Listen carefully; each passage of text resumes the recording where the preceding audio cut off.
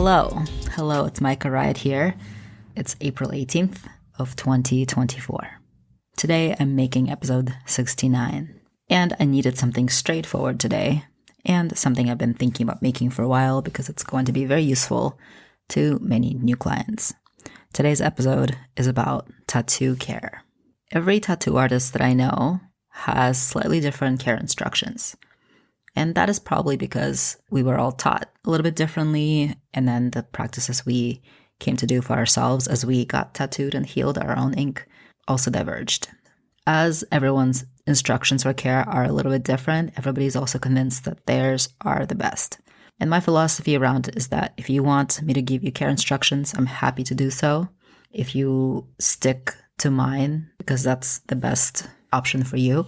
But if you have tattoos from long ago, from before you were tattooed by me, and you have your own way of taking care of your tattoos, and that works for you, it works well for you, you have products you like to use that are different from what I recommend, it's working for you, keep on going. I do not insist that you take care of your tattoos exactly the way I say if they were done by me. The end result is what matters to me. Because this is a podcast episode, I'm going to go into two different methods of caring for your healing tattoo. One that's going to be more traditional, more old school, more standard, and another one that is, I think people have been using for a bit less time. It's been talked about a little bit more. These days, it's becoming more popular. The first technique we're going to call the traditional method, or the old school method, and the second technique we're going to call the wet method. You could also hear them described as wet and dry, but the first one isn't really dry. I mean, it's a little bit dry. It's a little drier, but it's not totally dry. So I would just refer to it as the old school traditional method. Let's get to it. So your tattoo care starts before you get the tattoo. You want to set yourself up for success, and therefore, being in a good frame of mind, having slept, having eaten, not being under immense amounts of stress, not being near getting sick, and not being near bleeding if that is something your body does. These are all the things you can think about before setting up your tattoo appointment. Of course, sometimes you set it up and you have to wait a few months and circumstances change and life changes and you don't want to reschedule. Do your best. So, the more kind of neutral your body is at that point in time, neutral to happy, the better off you are. So the day of the tattoo, you have snacks, you feel good, your blood sugar is nice and even. Right afterwards, the tattoo, so your tattoo artist probably wrapped it up real nice and put some perhaps sticky plastic on top of it, which, is also called second skin, a tegaderm, a saniderm. Maybe they put saran wrap and some stretchy tape to hold it down. Maybe it's a combination of saran wrap and that. Maybe there's a plasma catching something inside, like a bandage of some sort inside the wrap. The tattoo artist wrapped you up. You should be feeling nice and secure, right? So your wrapping isn't coming off. It's going to last you for at least a few hours, if not overnight. Go and have a nice meal. If you eat meat, some nice quality pastured, grass-fed meat is a good idea. Burger, steak, sure. Meat is a good thing in this context. Like your body's releasing plasma. There was bleeding. It's a lot of energy for your body to get tattooed, a lot of energy expenditure. So you want to replenish it by getting some of that like nice protein, bloody protein back into your body.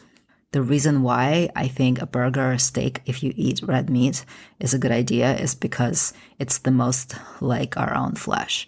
And I do believe that energetically and psychologically and in various ways, Ayurvedically speaking, like goes with like. So things that are alike should go together, right? So your body just went through a big process and you replenish it with a thing that's most like it. You can take that or leave it. It's just a little thing that I use as a tool. Then you go home and maybe you're having a meal at home. So you're home. You want to put on clothing that's going to make it easy for you to exist at home. So something very comfortable, but isn't going to expose the bandage or write up on the bandage so that the edges of it don't start coming up. Something like secure, say if it's on your thigh and you put on some leggings, like some soft but close to the skin leggings, that would be a good thing. Kind of help hold it to your skin, help hold it together. If it's your arm, maybe it's a long sleeve t-shirt, just something that's protective and soft and comfy, but also it's protective. It makes you feel kind of secure inside that piece of clothing. If it's your torso, maybe a tighter tank of some sort or a tighter t-shirt. Then you're going to go to bed. The next morning when you wake up, this is where the old school method and the new school method are going to diverge. So the old school method, the traditional method of caring for your fresh tattoo, is that you're going to be getting in the shower, taking off the bandage, and washing the tattoo with water that is hot if you can handle it, warm if you can't handle the really hot. The really hot is going to make you a little sore, but there is a belief that getting the water really hot as you can handle it, will help the plasma clear out faster of your fresh tattoo. And you want that. You basically want it to stop seeping and close up as soon as you can. You're going to wash it really well. Use unscented soap. Dr. Bronner's baby soap is one that I recommend, but there's other unscented soaps on the market. Liquid soap is better because it's fresh. There's no, it's not sitting around gathering bacteria or dust. So liquid soap, such as Dr. Bronner, something mild, unscented. Wash the tattoo really well, maybe even a couple times with your hand. No need to use anything because it's going to be pretty tender. And if you have some kind of a soft washcloth, you can do that too. But you can use your hand and just, a clean hand, wash it off really well until you get all of the plasma, all the goo off that's kind of stuck to it. And it should still feel somewhat slick to the touch, meaning it's still releasing plasma. It's not quite closed up, but as close as you can get it to clean as possible. So you wash it really well. Try not to get like shampoo or whatever on it from your hair, if that's also something you're doing that day.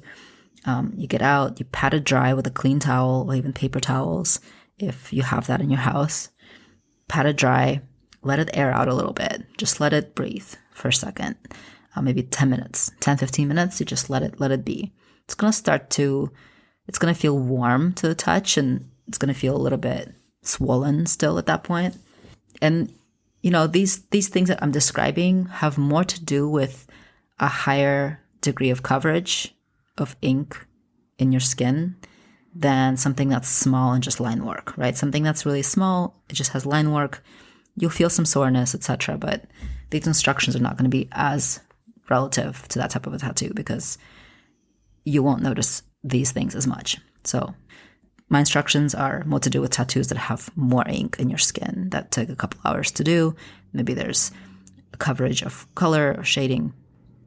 So after you let it air out, you're going to take a little bit of Aquafor. Aquafor is something I recommend. It's one of the things I recommend.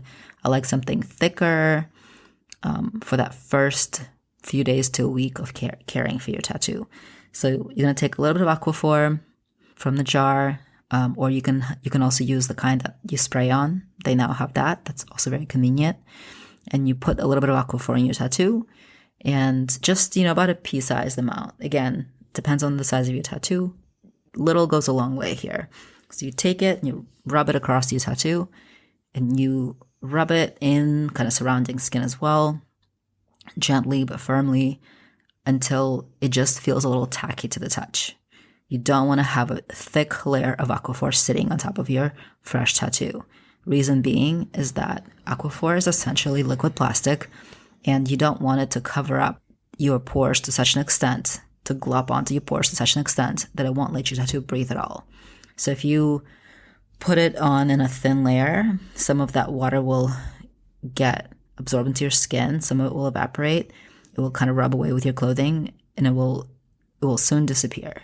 So it's not really plastic, but it has petroleum in it, right? Which is a component of plastic. Next day, Micah here. I wanted to make a note about petroleum because as I was editing, this didn't feel quite right to leave as is. So I went to Google and I looked up, what is petroleum? And here's the answer. Petroleum, also called crude oil, is a naturally occurring liquid found beneath the Earth's surface that can be refined into fuel. A fossil fuel, petroleum is created by the decomposition of organic matter over time. and used as fuel to power vehicles, heating units, and machines, and can be converted into plastics. And the next bit of that information that I feel like we were missing yesterday when I was recording this episode is this. So I typed in also what is petroleum in Aquafor and such other products. And the answer on Google is that the main ingredient in products like Aquafor and Vaseline, petrolatum, is an emollient. Emollients moisturize the skin by forming an oily layer that traps moisture in the skin. Petroleum jelly products can prevent and treat dry skin, chafing, and diaper rash, and can be used in basic wound care. The next search that I did was to check if petrolatum and petroleum were the same thing. And here's the result of my search. The main difference between petroleum jelly and petrolatum is their purity level. Petroleum jelly is a mixture of semi-solid hydrocarbons that may contain some impurities, while petrolatum is a purified form of petroleum jelly that is free of impurities. And as we already learned, petroleum, which is an unrefined version of petrolatum, is a derivative of the natural world, a product of organic matter decomposing, and it can become oil fuel for our cars, and it can also be a component of plastic making. So there you go. If you wanted to know more about Aquafor and how it works, it traps the moisture of your skin underneath the layer of it and kind of helps your body heal itself with its own moisture, its own methods. The reason why I think it's better if you don't mind it and if your skin is not sensitive to it is because of that process, because your skin kind of heals itself from the inside out naturally. And it keeps it supple because it sits on top of the skin as opposed to drying out. So when you just use a regular lotion, the skin sucks it right up and then you are still dry and crackly and uncomfortable. You can't use enough lotion at that time when your skin is just intaking moisture. But Aquafor, because it forms that protective layer, kind of keeps it supple still. Okay, now onwards. You want just a little bit thin layer. And then you're going to leave it be. Keep in mind, Aquafor/petroleum will stain nicer clothing, so don't put on your nicest dress on top of that or your nice linen trousers or your silk shirt. Be careful, right? Because it's not going to be the ideal situation for a nicer piece of clothing. So if you have to go to work, choose clothing that you don't care as much about.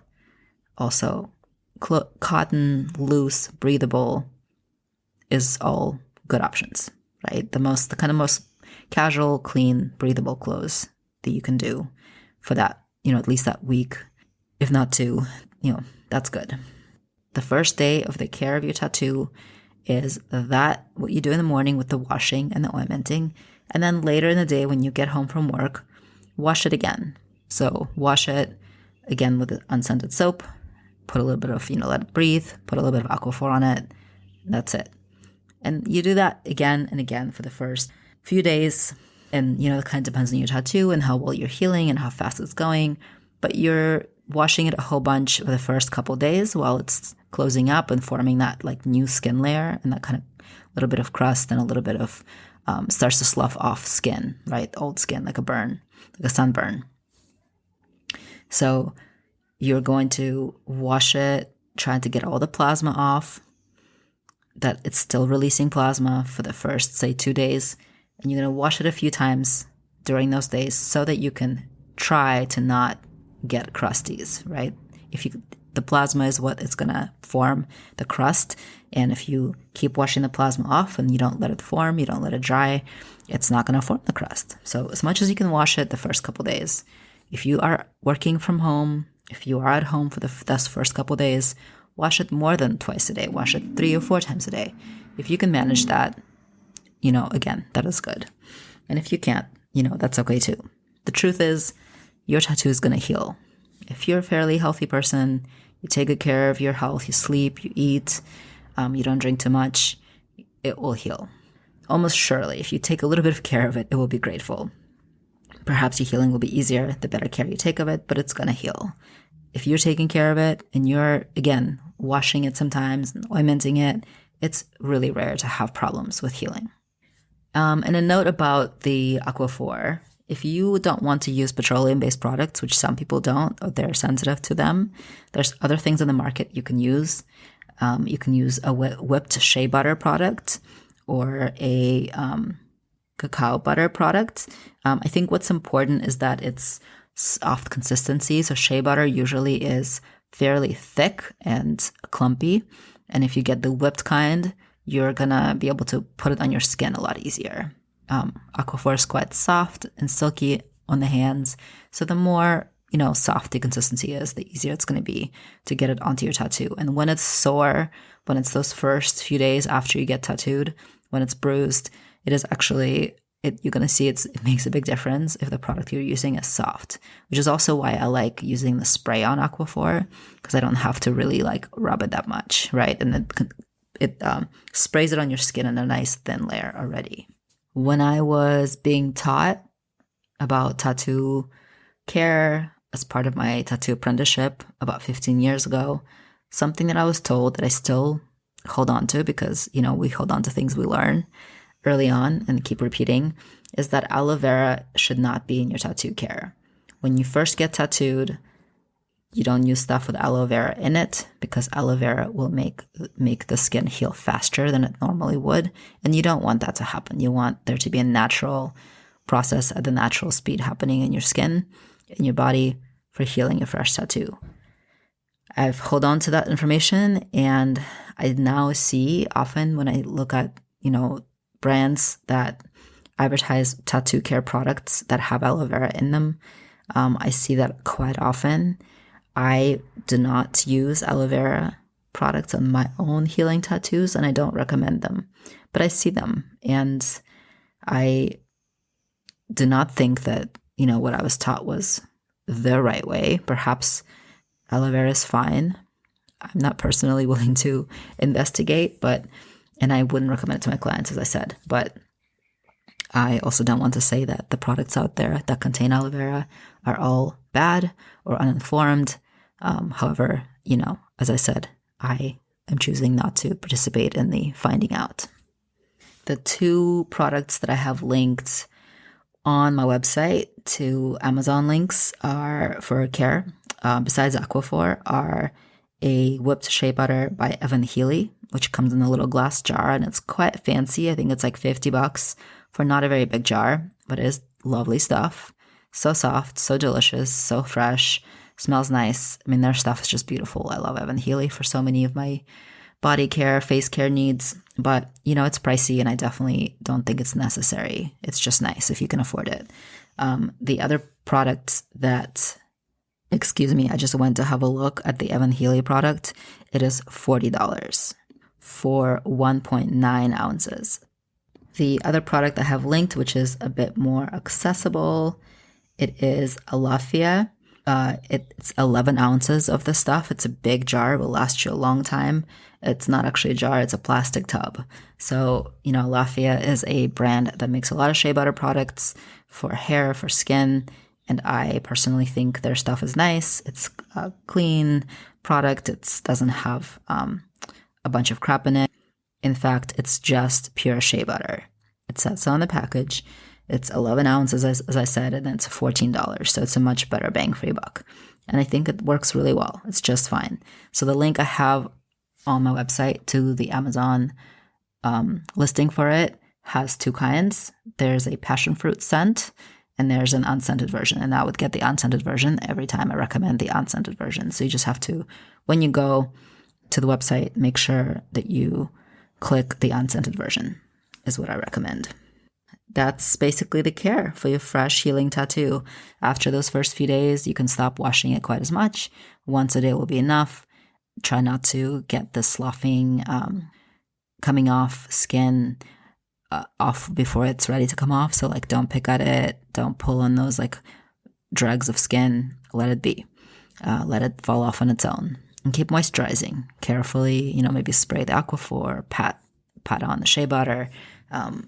Again, carefully, don't disturb the fresh skin and the skin that's trying to come off your body. Be gentle with it. Be gentle with yourself. Things not to do. Of course, don't drink a bunch. That's just not really good for your body. It's also not good for your healing tattoo. And keep it clean, stay hydrated, drink lots of water. It's kind of advice for most things. Like you get a massage and they're like, drink lots of water today. Like, yeah, okay.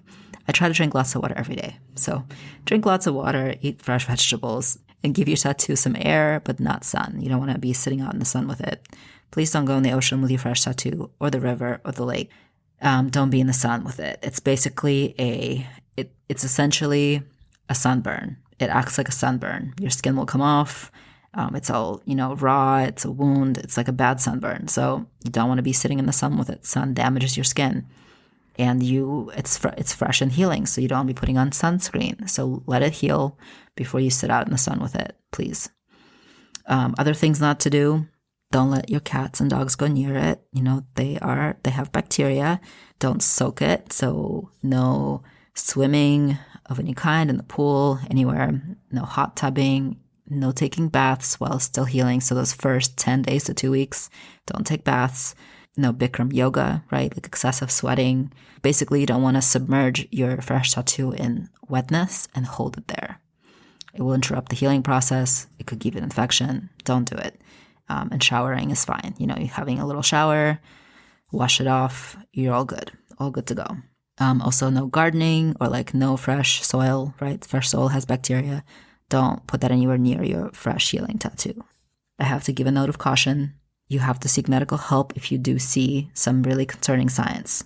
So signs and symptoms of infection are red streaks going from the procedure site towards the heart, elevated body temperature, you have a fever, or if you have pussy drainage from the tattoo. These things are not common, but they are possible. And if you have these kinds of signs and symptoms, please go seek medical help. And that's essentially the old school, traditional way of caring for your tattoo. And I think it works really well. I don't think we need to do anything different. But there is another way of healing tattoos that is a little bit harder to explain. But I am going to be doing that now. When you get your tattoo and your artist puts on that clear protective film called tegaderm, a saniderm, there's a few different names, a few different brands. It's like a first aid film, and it lets the tattoo breathe, and it doesn't let moisture through. Kind of magical, I know. And it sticks to dry skin. It doesn't stick to wet skin. So it won't stick to your fresh tattoo that was just done because it keeps releasing plasma. So there's not going to be stickiness between the wall of the plastic and your tattoo, but it will stick to the skin surrounding it. Therefore, keep it nice and secure under there. And if you are a person who is not sensitive to medical glue, which a lot of us are, and I notice it being more and more common, and your tattoo is on a body part that is kind of easy to keep steady, like an upper arm or a thigh, maybe a calf. It's a little bit harder to do on the torso because it would twist and turn so much. But if it's somewhere, you can kind of let it be, and you can tell that there's still a healthy border around where the tattoo is and where the plastic is, right? So it's not leaking, it's not opening, it's not rolling up, it's not doing anything but just staying nice and steady and closed up. Then you can use this plastic film to seal your tattoo in, release its juices. It's going to release a bunch of ink and plasma, as we talked about before, and you'll see all the juice. It's going to be a pack of juice. It's going to be like one of those stickers from old school stickers that you poke and it's full of liquid. So it's going to be like a bag of liquid inside the tattoo, the pouch. And then your skin's going to absorb it back in. And when that happens, a couple days later, your tattoo will be basically healed a lot faster, and it's not going to peel. The advantage of that, of course, is that it takes less time. You don't have to worry about washing it, ointmenting it, not sticking to your clothing, ruining your clothing, etc. But the disadvantage is that it's quite hard to keep a tattoo that's still and steady, that it can retain that shape, that the plastic will stay on it, not move, not open, not leak. That's quite hard to do. There's a little bit of allowance for slight deviation from that first, from having to keep that first piece of plastic on your skin. You can do one redo, right? So what I mean by that is you have your first plastic bandage. The next day, you take it off, you shower, you wash all the plasma off. Your skin should still be slimy feeling, right? If it feels a little slimy still, you're good. You then put on another piece of tegaderm. You can get it at pharmacies everywhere. It comes in sheets. Like we usually use rolls. It's a lot cheaper for a tattoo shop to buy plastic in those rolls. And for you can get tegaderm or nextderm or, those sheets from the first aid section of your local CVS or Walgreens or whatever pharmacy. So you would take those sheets and you would put them onto the tattoo, keep your body in a very neutral position as you do it, maybe have somebody else do it for you, make sure the edges are down, and then you can keep that on for the next few days. You'll also probably get a little pouch of liquid and it will, or, it could start to dry up and it'll be dry. That's also possible. There's a lot of factors to think about when you're using the wet method. So I would not recommend this method to somebody new to getting tattoos. Somebody who is very experienced, knows how it goes, knows what to look for, and is not allergic to medical glue, which a lot of people are, would be a good candidate to use the wet method. It has its advantages, but also has its disadvantages. A note on being sensitive to the medical tape, medical glue. It seems to me like more and more people are sensitive. One of the reasons being is because it can become cumulative. Back in the day, we were not using tegaderm, saniderm, those kinds of wound care tools because they were very expensive. You could get a couple of sheets of them for like $20 at a CVS or Walgreens. These days, because people decided that they were a really good idea for tattoo care, you can get a roll of it, a nice big roll that will last for a few weeks for about $30. And myself, when I was getting my chest piece done and my back piece done, which was several years ago now, that was the first time that my artists were using that stuff on me. And I am allergic to latex. I know that from early on in my tattoo career, we used to use latex gloves. And when you use latex for a long time, consistently, many hours a day, you'll become allergic to it. And that's what happened to me. Then we switched to nitrile. That seems to be going just fine.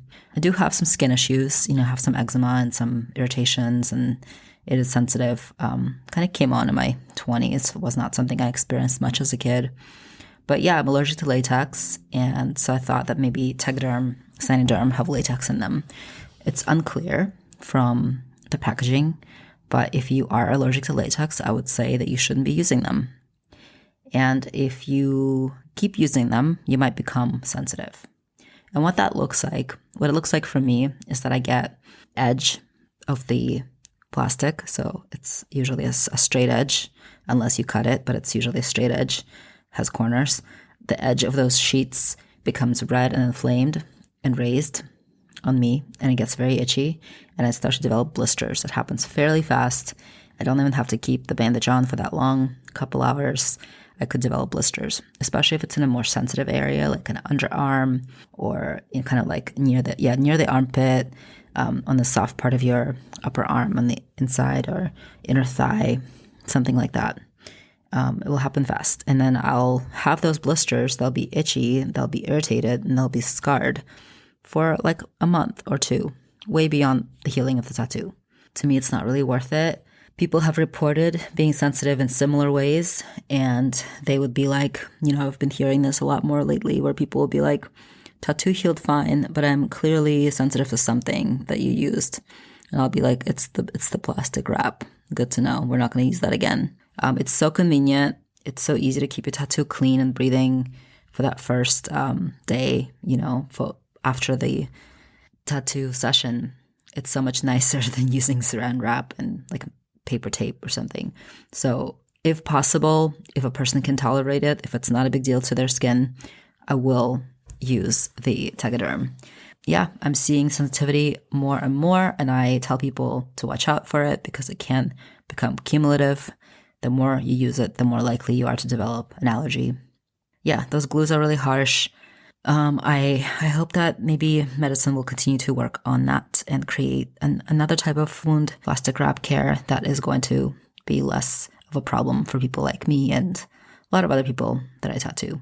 If you see raised edge, redness, itching, take it off. It's not worth it, especially with the wet method. Another reason I don't recommend it to people is because it's more exposure to the glue in the plastic wrap.